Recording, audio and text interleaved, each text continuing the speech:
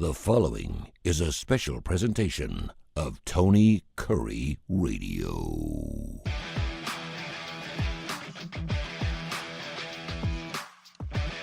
Welcome back to the Keefer and Kurre. We do the show every single week, and it runs at least 5 times a week on the TKR app, where you can listen to it live. We just did a very special Need to Know, which was just amazing.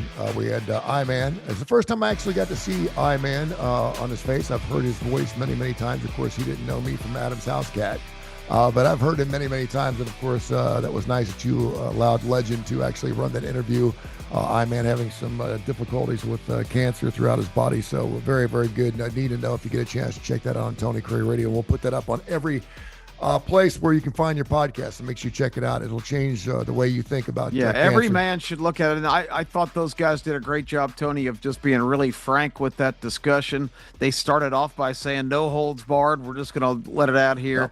Yep. They were rivals for a long time on the Feinbaum show and have become really close friends. And Legend said that I-Man really was looking for some place to tell his story and just kind of put up the red flag for all men to get regular checkups because, he said he was feeling fine, had no problem, wakes up one morning with a terrible pain in his hip and goes thinking it's some kind of bone related, and it's bone cancer that is spread from his prostate. That's pretty terrifying to think about, but you can, I thought it was interesting too. We don't need to review the whole show, but he said, just go to your local doc in the box. They can do a simple PSA test on a regular basis on you, and you know that you don't have that issue. Yep. So that is great advice for everybody. Yeah, they don't have to do the finger test anymore. As a matter of fact, no, thankfully, no. Most doctors don't. Not too pleasant. But quick little blood test, and you can figure something out pretty quick. So make sure you do that. And again, it's one of those things where it's not terminal. It's certainly something you can deal with. But the sooner you get a track with it, the sooner you can start getting to work on it. So that's good. Would Alabama consider hiring Dabo Swinney as their next head coach? Oh, I don't know. I think he's a native son, and he would certainly be a candidate if that situation presented itself. I don't think he's really burned the bridge. I don't think, they're so persnickety down in Tuscaloosa. The big boys in the boardroom, they wouldn't even consider Lane Kiffin because they think he's flippant and irresponsible, not even acknowledging that he has come a long way in terms of his maturity level.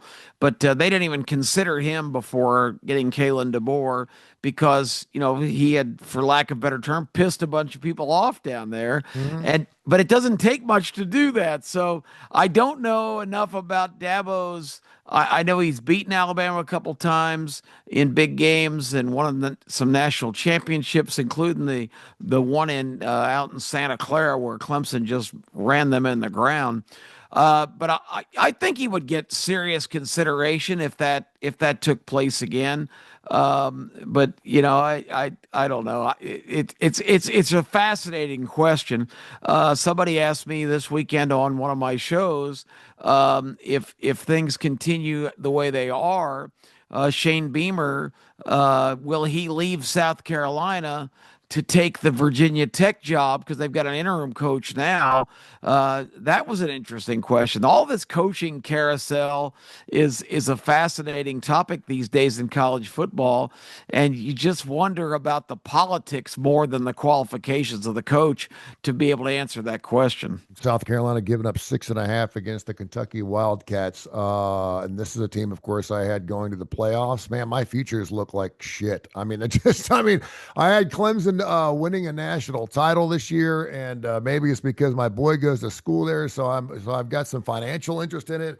I got to ask you about this because you're as smart as anybody else out there that looks at tape, follows games, just because perhaps you didn't have a 10-year career in the National Football League doesn't mean you don't know what you're talking about. Yeah, but has the game passed Dabo by? Am I what am I missing here?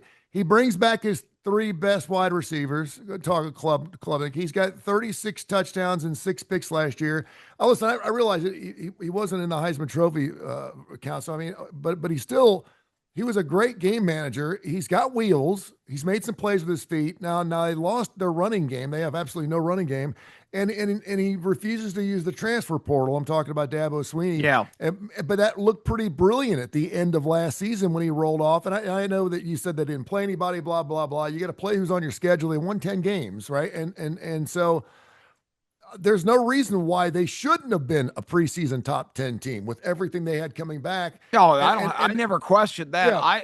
I questioned the fact that people considered them one of the co-favorites to win the national championship. Yeah.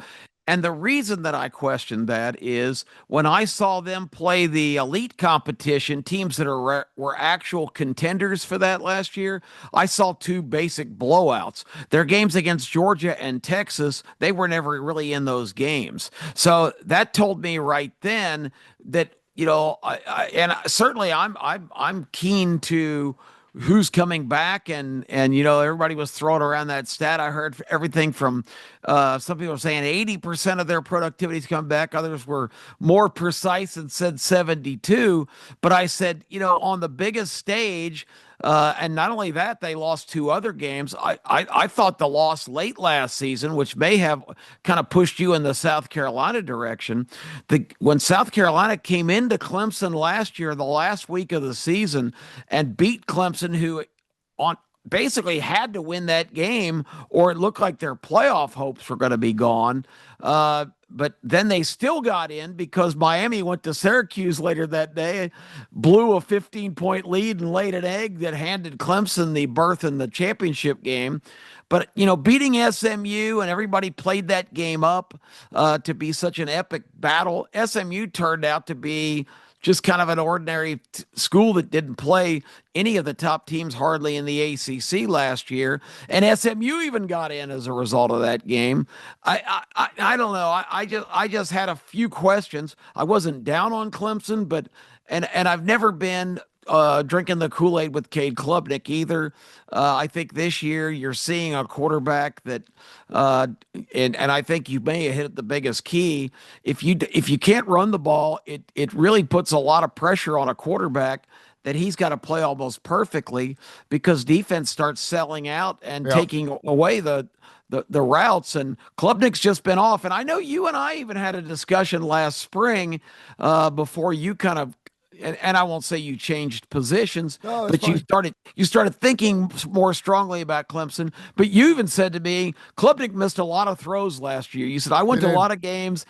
He overthrew guys. He underthrew them. I mean, you were still kind of, the jury was out on Klubnik, and then you kind of went all in. So, with their three wide receivers come back, I realized Williams was banged up early in the season. Yeah, if they had any semblance of a running game, and their defense looked like the defense. This team doesn't look like they want to play football. I don't know. Yeah, I don't know. There's something wrong. Yeah, something's not right. And let me tell you something.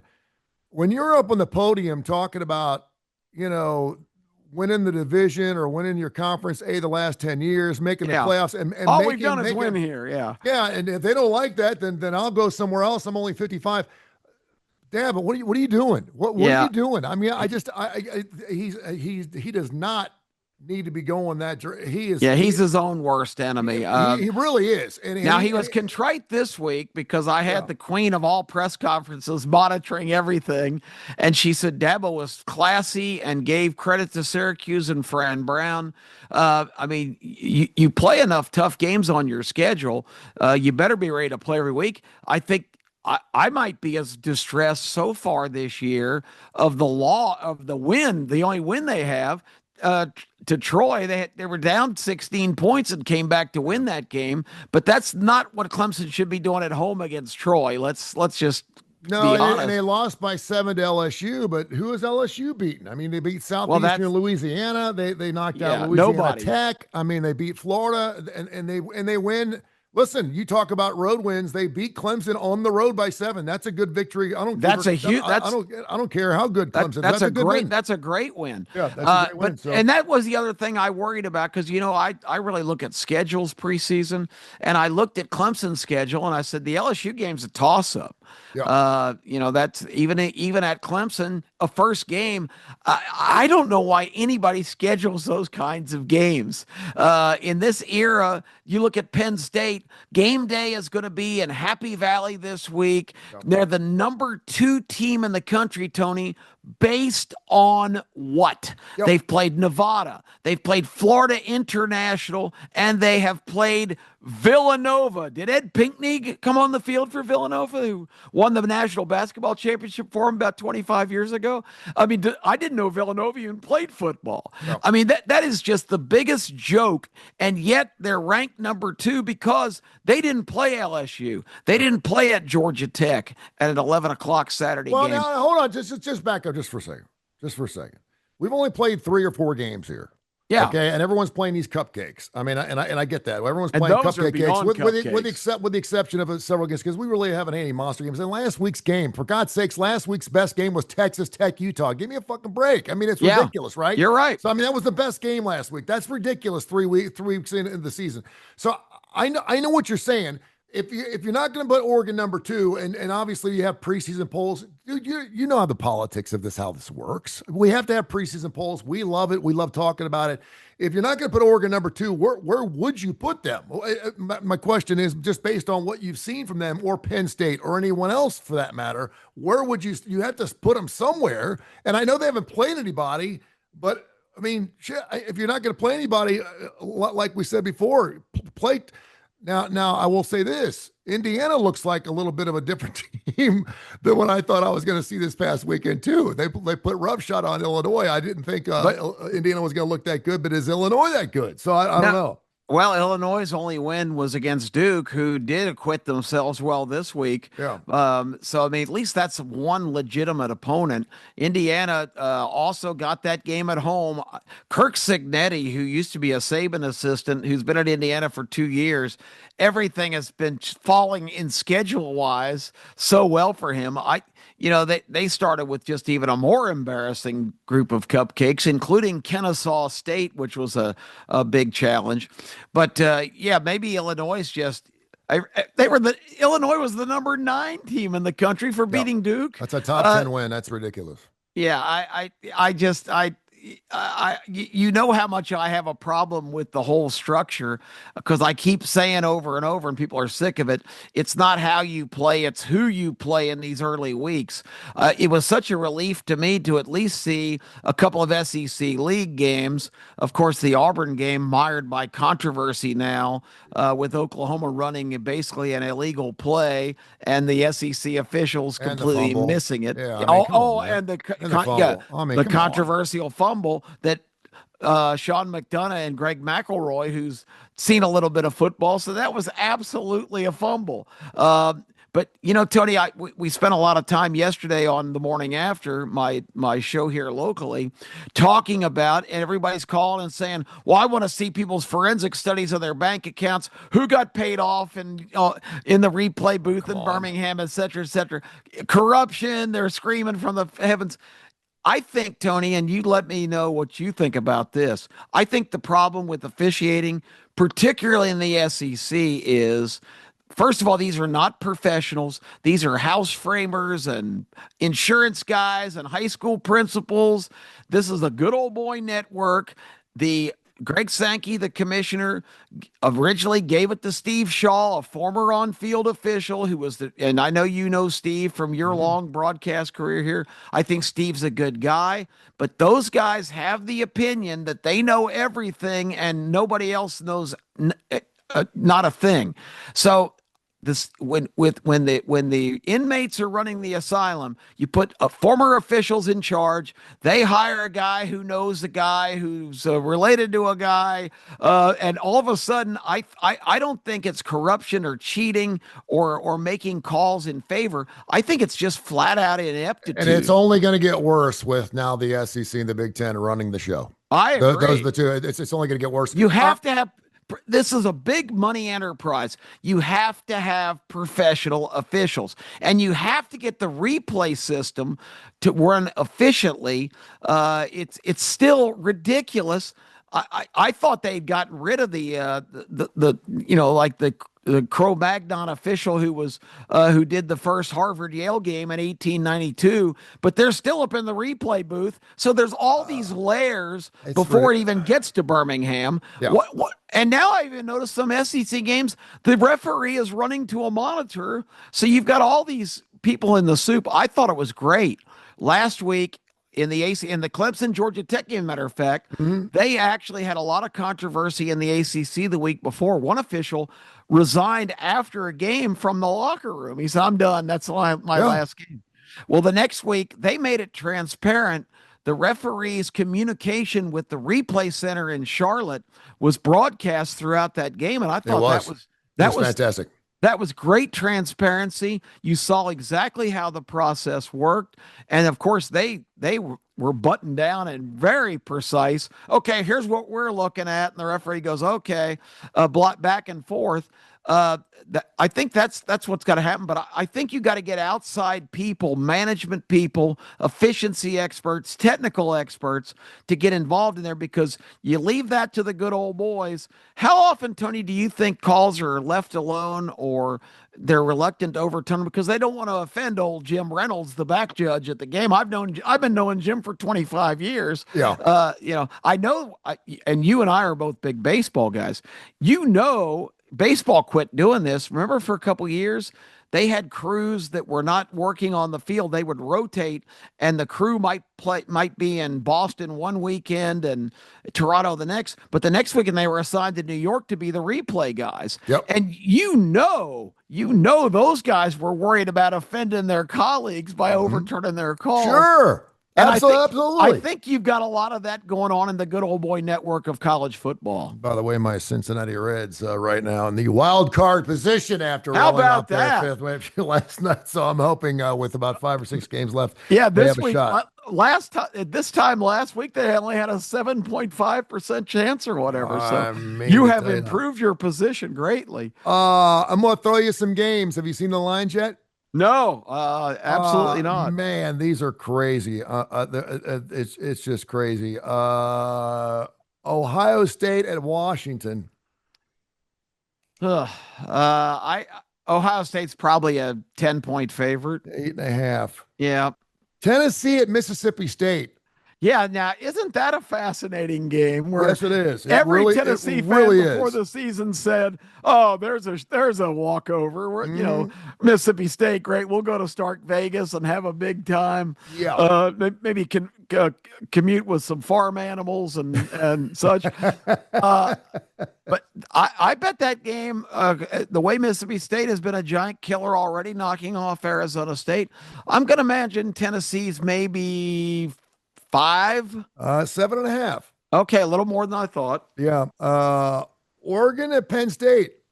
Yeah, the college game day, the Pat McAfee show will be there. Yeah. And you know what, Tony? Good for them.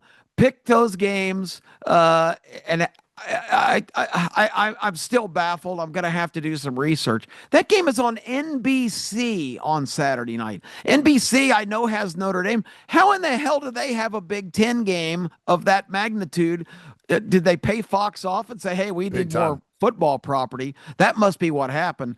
When I saw NBC pitching that last night, I was going, "How in the hell is that going to be on NBC?" I don't know. I think they have their pick. I think it's like those JP games where you had to be a 1, and then they get like 1 pick of the year or something like that. And that makes sense. Penn State's giving up 3.5 in that ball game, by the way. Yeah, and yeah, I don't know if you're all geeked for that, but the fact that the Alabama Georgia game is not college game day. Alabama and Georgia have been the 2 dominant programs, along with Clemson. Let's throw them in there too, in this century. An Alabama-Georgia game is marquee, big time. There is no rivalry whatsoever between Oregon and Penn State. They're in different parts of the country. I just, for the fact that game day is going there, Good, guys. Go knock yourself out. But you know what that's great for, Tony? You, me, and the rest of our cast of characters at the starting lineup on ABC 3340, Yeah, baby. because Southeastern Conference fans don't give a happy crap about Happy Valley, Penn State, or Oregon. uh, Auburn at A&M. Yeah, I'm going to say A&M will probably, Auburn made a good showing Now at this is Oklahoma. a really interesting line because it's the same damn line it was against Oklahoma. Oh, see, I was going to say only four. It's six or six and a It's half, six, huh? 6.5. Yeah. Yeah, I would right now, just off the cuff, I would have to take Auburn. I think they're every bit as good as A&M, who I've been high on this year. But uh, again, yes, Auburn had a lot of controversy in this game. The touchdown that was called back, the illegal touchdown that the SEC office, I'm sure you saw, came Mhm. out with a statement right away on Sunday morning, which I don't know, maybe it was the janitor that issued it because I can't imagine any of the executives being there, but that they blew that call, that What? was, And take a breath. You're when all you right, big when fella. you look, see, like if a guy makes an unbelievable catch, okay, and his foot's down in the end zone, Yeah. but the ball's moving in his hand.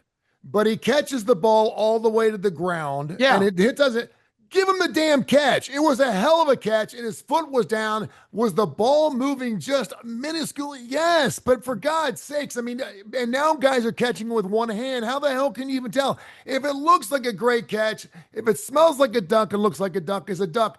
Everybody in the world knew that was a fumble. How in the hell did they look at that and not one of those knuckleheads go, guys, come on, this is a fumble? I mean, I don't, I seriously, I'm like thinking to myself, that's where I actually think there's some conspiratorial.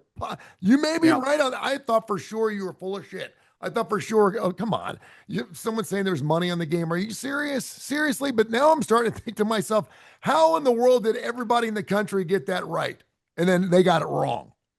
Yeah, that rule, we got to, I mean, somebody somewhere needs to get a little bit of a dose of common sense. That stupid control the ball to the ground rule, you have to have the ball totally secured, all that.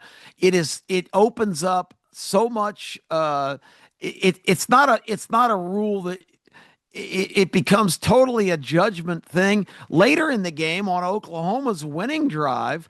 I'm sure you saw the play, the big play that set them up in Auburn Mm. territory. Mateer on third down made a great throw on the sidelines. The kid caught it, secured it, took and was running out of bounds. Had it clearly as soon as he set one step out of bounds. He had his other foot went uh, through after getting one foot down. He took two full strides out of bounds. The Auburn kid drug him down. The ball came out, and the call on the field was no catch because he didn't control it to the ground. Yep. He'd been out of bounds for two strides. I mean, these guys don't know how to call that play.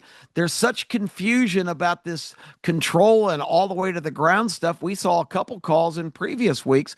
They've got to look at that and get it defined because this has been a problem since it was defined years ago. Remember, it was in the NFL the first time we saw it rear its ugly head. Calvin Johnson caught an apparent game-winning touchdown in the game. I don't know if you remember. He leaped way high in the air. Calvin Johnson was already 6'7" or whatever. Mhm. Snagged it with both of his massive hands, pulled it down to his chest, landed with both feet in the end zone, then was clobbered by a guy and went down, and the ball came out. And they said, "Don't catch, game over. Yeah. Sorry, Detroit, you lose." I mean, this has been going on for 8 or 9 years. Let somebody figure out what this rule is, and let's start calling it consistently because If it looks like every a catch, week if it it's looks a like if controversy. it looks like a catch, it's a catch. Now, Now we're talking millions of dollars. This is, we've been saying this forever. College football has been a business forever. We know that, but now it is a business. It is truly a business. oh, You're costing big these kids time. millions of dollars. I think one of the reasons that I'm in a little bit of a tizzy going to this football season is I'm afraid there's not. I like when there's a couple of teams that are really really good and I can rely on them. Yeah, I can't rely on Alabama this year. I can't rely on Georgia. I can't rely on Ohio State. I can't rely on Texas. And so, am I supposed to rely on 4-0 LSU going to 4-0 Ole Miss? Whoever wins this game is going to have the inside track to win the SEC. What do you think the line is on that? LSU at Ole Miss this weekend. that's got to be. I imagine LSU's a slight favorite, which is I think is probably ridiculous. Ole But Miss 2.5. yeah, I was gonna say three, so that's Yeah. Ole Miss is Ole three. Miss is 2.5. Yeah. Oh, that might get me. I think if there's ever was a pick 'em, Mhm. this should be it. Mhm. Because I mean, let's give Ole Miss credit. They got it together this week and really thumped what was supposed to be a good Tulane team. But last week, Arkansas just shredded their defense. Yeah. So I don't know. Brian Kelly keeps saying Nussmeier's not 100%. I don't know if that's an excuse or if that's real. He's sure not missing any time. But we were talking about Clemson a little bit. LSU can't run the ball either. No. So if you don't have a running game at this level of college football or any level of football, remember what the SEC, the big standard always was: you got to run the ball and stop the run. That was the creed. Now they're getting away from that, so it makes these games really unpredictable. And do you remember some of those running backs that you had for Alabama? You had Lacey, you had Ingram, you had Trent Richardson, you had Henry. I mean, you had every year you had a guy that could run Just the a ball beast. 20 Yeah. times in a row. And you don't still see that in college football anymore. Notre Dame. Yep. 1-2 At Arkansas. at Arkansas. What culture shock for the Golden Domers going to Fayetteville? First, they're Good probably going to Lord. have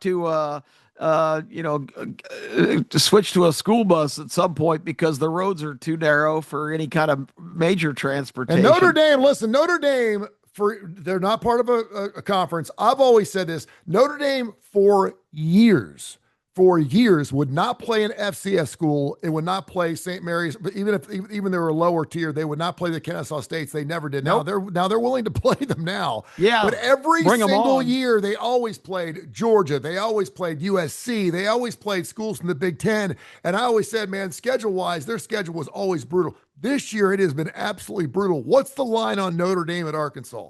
I think they'll make Notre Dame a favorite, maybe, but less than so. I'm going to say 5.5. Oh, 5.5. How? I mean, you're right. You're spot on. But I mean, this is an Arkansas squad that we're talking about. Arkansas State getting inside the number, and now all of a sudden, Coach Pittman's only a 5.5-point dog at home against Notre Dame.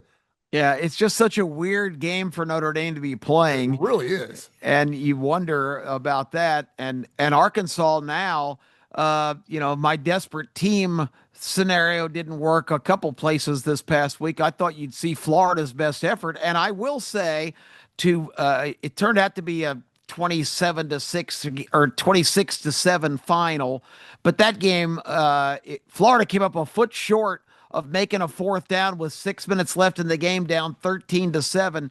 They would have had it first down on the Miami 29, but the kid ran the route too short and they didn't get the first down. And then the last couple of possessions, Florida just kind of threw in the towel. That game was competitive. I think Arkansas is in that position now because, Tony, there can't be a coaching staff more sick to their stomach. The last 2 weeks, they just lit Ole Miss up and completely let that game get away with 2 late turnovers that killed.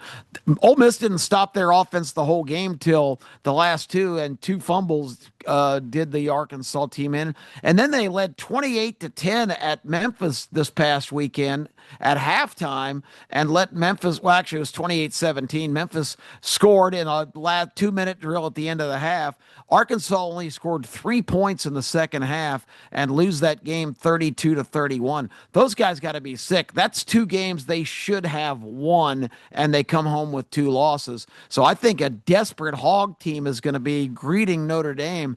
But from a physical standpoint, I just don't think Arkansas they match up because they're huge, but they're huge and slow. And I don't know. Notre Dame should outclass them, but boy, I'm not going to be very comfortable wagering anything of value on Notre Dame playing in such a bizarre circumstance as Fayetteville, Arkansas. They start 1-3 with that schedule, man. It's like, holy smokes, they're still the best 1-3 team in college football. If in fact they lose, by the way, you had the over 62 in that Arkansas game. Kudos to you. And I had the under in that Miami, Florida game, You under did. 51.5. So we both of us were winner chicken dinners on some of our totals. We did pretty well there. USC at Illinois. Illinois just got Yeah, they didn't spanked. look so good. No, they really didn't. Hey, listen, their defense is not 63 points bad. Okay, sometimes the game just gets away from you, and they just threw their hats in. They were like, enough of it. I mean, they just absolutely made them look bad. So I'm assuming that Illinois is going to bite back this weekend and play a pretty good game against a USC squad that's undefeated. Yeah, but let's talk about USC's win this past weekend. They played Michigan State, who is absolutely abysmal, and they surrendered. You always hear Lincoln Riley is doing this. He's bringing this coordinator in. They've got a bunch of defensive reinforcements. Lincoln Riley's teams, all the way back 8, 9 years ago to Oklahoma, Lincoln Riley never, ever has a good defense. They give up 31 points in the Coliseum against Michigan State Saturday night. They won 45-31, but is that a quality win at home against Michigan State? I don't think so. I can't remember the last time Michigan State scored 31 points against anybody. Well, that's the thing. Lincoln Riley is the most bizarre coach in the world. He always puts up points, but even those Oklahoma teams, the defense never was any good, and that's just his MO. You would think that somebody would say, "Yo, Lincoln, let's change a few things and get a few guys that can tackle somebody," because their defense always is abysmal. That line, by the way, is Illinois catching 7 at home. The Fighting Illini, that line to 7, and that's. I thought it would have been closer to 4 or 5. Yeah, I would take Illinois on there. I don't think they're any good, but USC can score. But last year, if you go back, and I think our partner on our podcast, Kai, mentioned this, and I emphatically agreed. And Cases was on this too.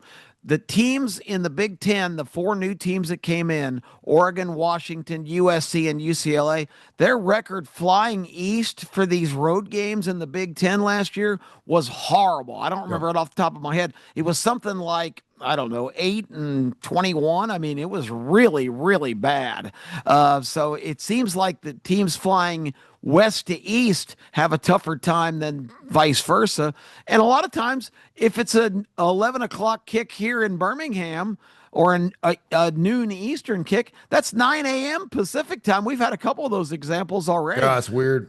I know Kai a couple weeks ago was really high on Oregon just blowing Northwestern away. Northwestern covered that game because they kicked off at 9 o'clock. Oregon didn't show up till the second quarter. They backdoored their ass too with a quick little 14. They did, yeah. And that's when you get backdoored, when you have to get backdoored twice, that means you're letting them in the back door and you're escorting them out, and they come back and backdoor you again. Which is what happened that game. I actually had to kind of laugh at that because I thought that was kind of funny. Alabama at Georgia. Georgia only giving up. It was open at 4. Now it's 3. What do you think about that? Because I dealt with Alabama game. Nation yesterday on the morning after. I've heard all the things they always say, and again, I'm torn always. I grew up in Atlanta. I wasn't a fanatical Georgia fan, but that's who I followed because that's where I lived. But I've lived in Birmingham a lot longer than I lived in Atlanta now. Mm-hmm. And the centerpiece of course, any sports media I've done for the last 25 years has been the Alabama Crimson Tide. My youngest son went there, is a proud graduate and a fanatical fan.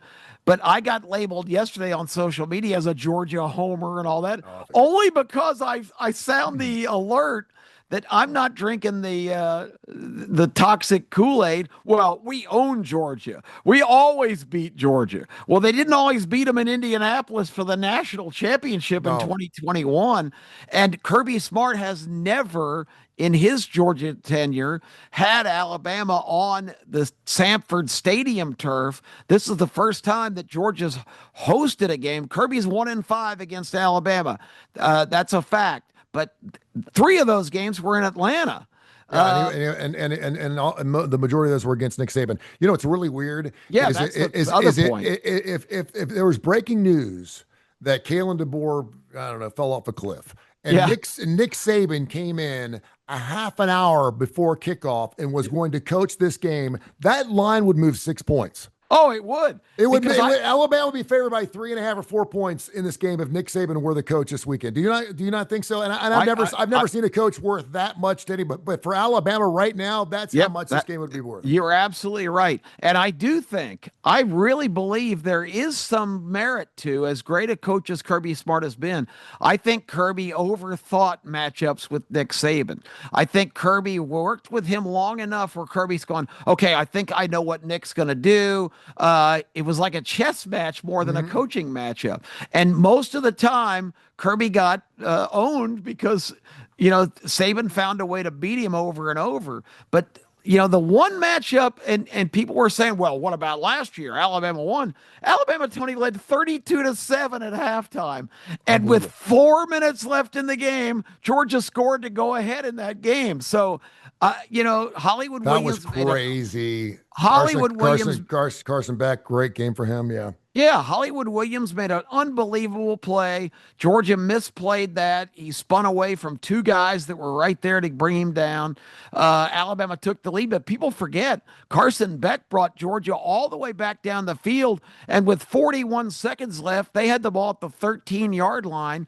He had a receiver open in the end zone, but threw it too flat. The freshman for Alabama, Xavier, I can't remember his last name, made a jumping, leaping, high point interception. Great interception. Yeah. Georgia was that close to winning the game twice from behind. So, but Alabama fans are acting like it was just a walk in the park.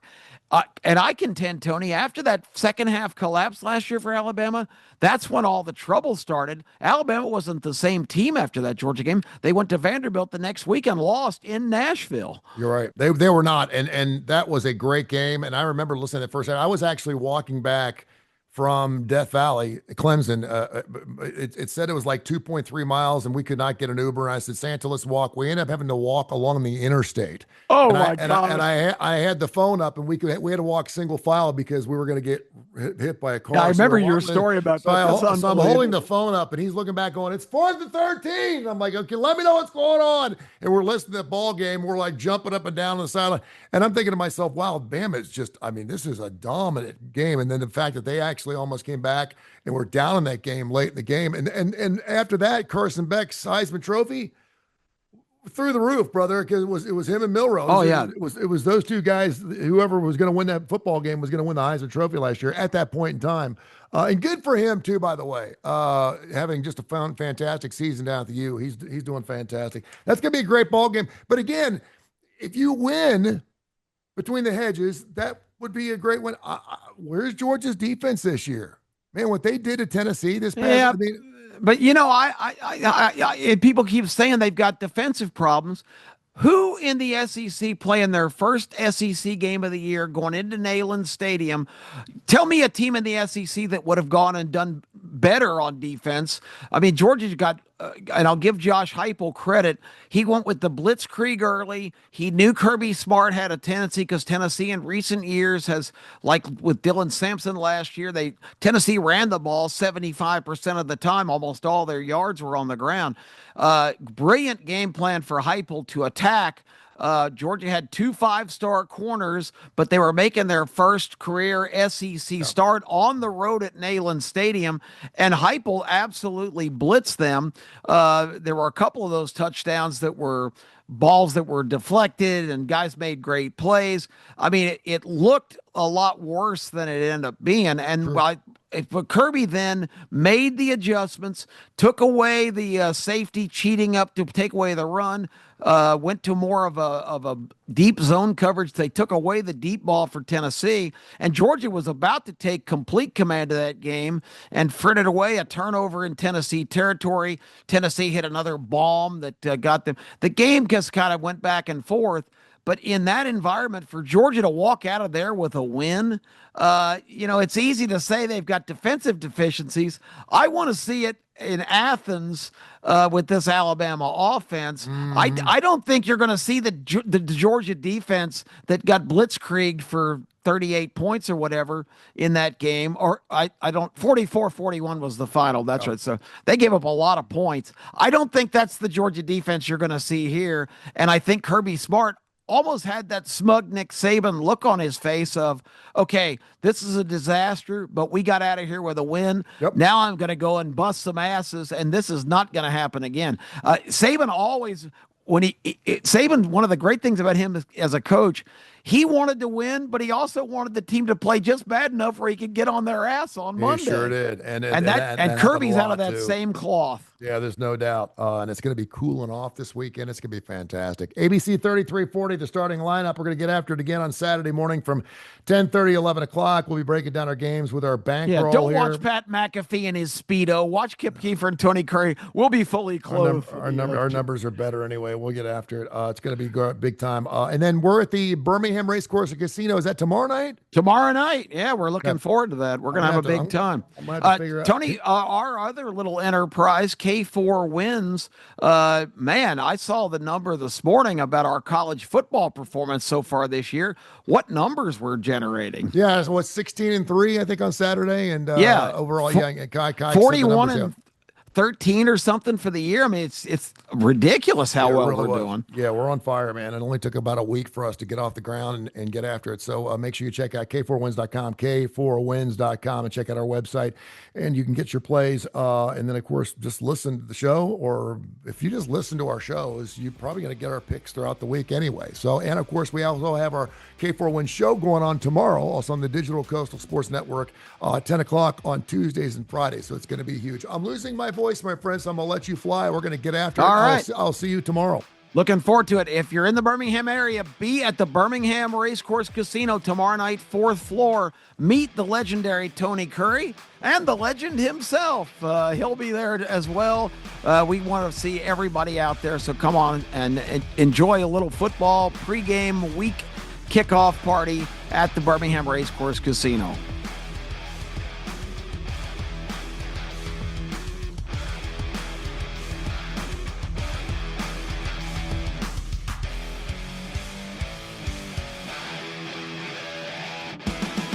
This has been a special presentation of Tony Curry Radio.